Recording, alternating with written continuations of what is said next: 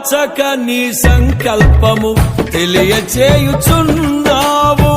దయనొందిన నీ జనుల ముందు నడుచుచున్నావు. దాటి వెళ్ళని కరుణామూర్తివై మనవి ఆలకించావు. దీర్ఘశాంతము గలవాడవై దీవించువాడవు. నీ దీవెన పరిమళ సువాసన, నీ ఘనతే స్థిరమైన సంపద.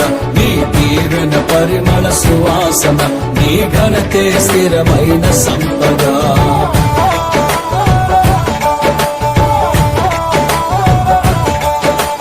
దివినేలు స్తోత్రార్హుడా యేసయ్యా, దిగిరానయ్యున్న మహారాజు నీవయ్యా. మొదటి వాడవు కడపటి వాడవు, యుగ యుగములలో ఉన్నవాడవు.